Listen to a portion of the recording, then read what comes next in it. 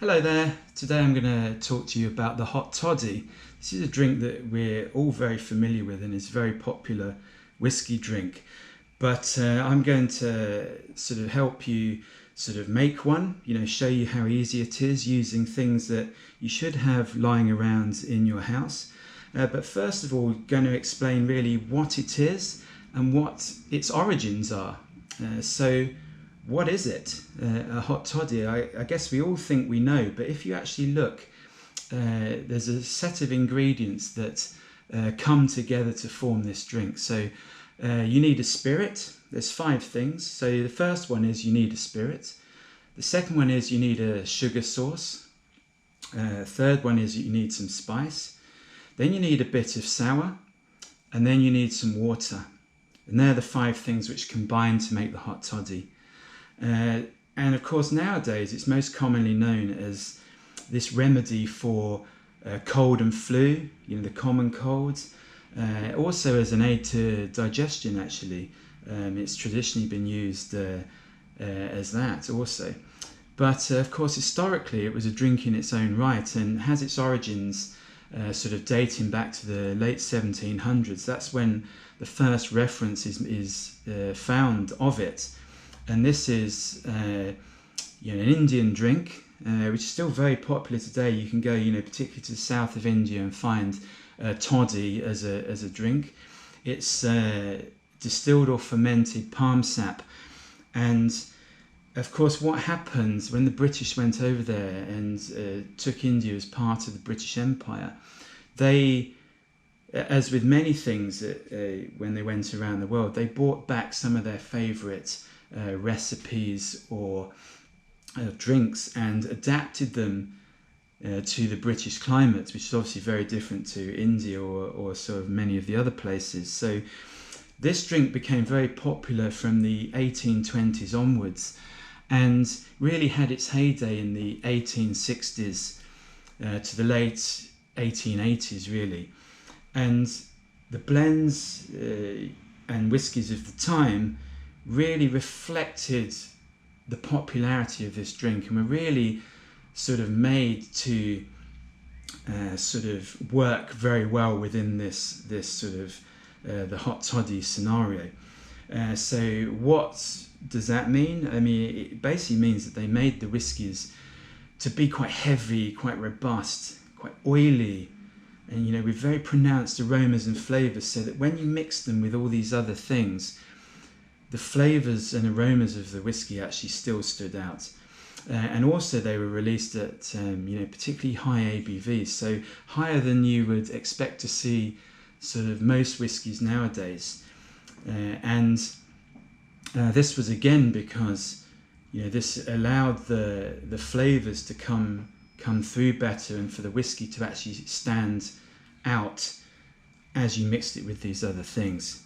So the popularity sort of died off a little bit from the start of the 1890s and was replaced by sort of whiskey and soda, whiskey, these sort of highball style in a very sort of tall glass with lots of ice. So that needed a different type of whiskey, sort of lighter, fresher style of blend was produced by most of the companies. So this sort of heavier, oilier, more robust style just died out really in preference to this sort of lighter, fresher style.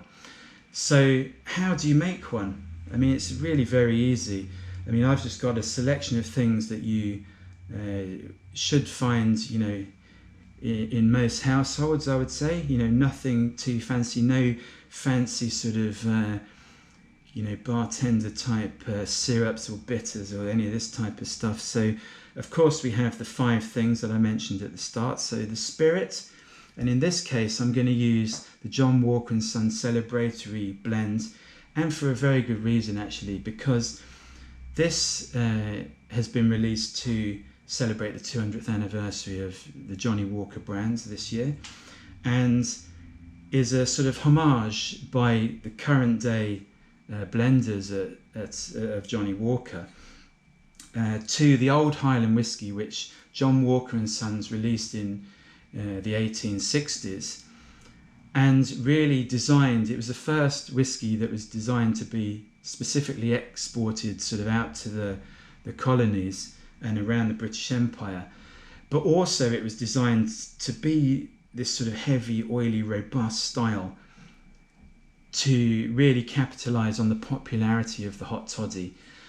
So, this is a bit of a hat tip by the current day blenders towards that whiskey. And also, it has those types of characteristics, but also released at this high ABV that's mentioned before, so 51% in this case. So that's the first thing, the spirit.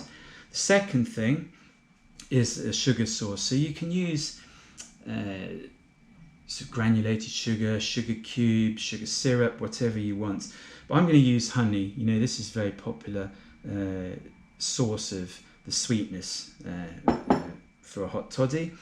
Then, of course, we have the spices. So in this case, I've picked 3 from our spice jar. We've got ground ginger, we've got ground cinnamon, and of course you could use fresh ginger if you have some, or you could use a cinnamon stick if you have one, but we don't have either of those, so I'm just using the ground spices. And also I'm going to put 2 or 3 cloves in as well. Then of course the fourth thing we have is a sour, and I've just got a lemon here, so I'm just going to use that. And again, you can use a slice, or you can also squeeze the lemon. It's really up to you, and this is the beauty of it. This is why it was so popular, I think, because it was such an adaptable recipe, because you had these things, but you could put as much whiskey as you wanted. You could put as much sweetness or different combinations of spices, or as much lemon or whatever you wanted in. So that's the beauty of it. It's so versatile and so easy. Then the final thing I mentioned before is the water. So that's the fifth thing. And I've got just boiled kettle, and so you don't want it so that it's piping boiling hot. So I've left this about probably 8 or 9 minutes before I started recording here, so it's had getting on for sort of 15 minutes sitting now, so it's just cooling down a little bit. So let's go. We'll see really how easy this is.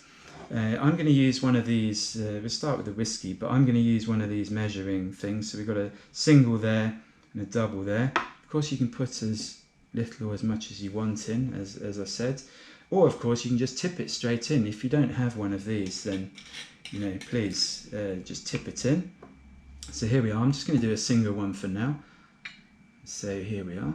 Just pop that inside there. There we go. Pop the lid back on. You only ever knock a bottle of whiskey over once where you didn't put the lid back on, by the way, before you do it every single time after that. So that's the spirit. We've now got the sugar, so I'm using this honey.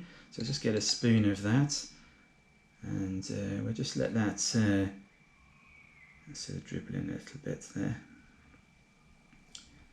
So I hope you will try this at home. I'm sure everyone's had some sort of hot toddy for a sore throat or a cold or flu in the past, but I hope you try it this way and agree sort of how easy it is. Right, so that's enough honey. So now we're going to go for the spices. So I'm just going to put a little pinch. Of course you can use your fingers just to pinch it if you feel like it. I'm just going to use a spoon here. Just a little bit of ginger in there. Gives a lovely sort of heat. Then we've got a bit of cinnamon. Gives that sort of lovely, sort of woody spice. There we go. And as I say, you can use fresh ginger or a cinnamon stick if you want. And then I'm going to use cloves, 2 or 3 only. They're quite pungent, quite powerful. There's a couple, one more for good luck. There we are. That just gives a real extra dimension to things. So the fourth thing, so we've got our spirit, we've got our sugar, we've got our spice. Then I'm just going to put a slice of lemon in there. That's my preference, but again, if you want to squeeze the whole lemon in there, then that's up to you. And then we've just got this boiled water that, as I say, has been off the full boil for probably 10 to 15 minutes, something like that. So you can fill it up and dilute it as much or as little as you want. There we are. I think that's good for me. We'll just give it a bit of a stir around. And that's your hot toddy. So thanks for watching, and we'll see you next time. Enjoy. Cheers.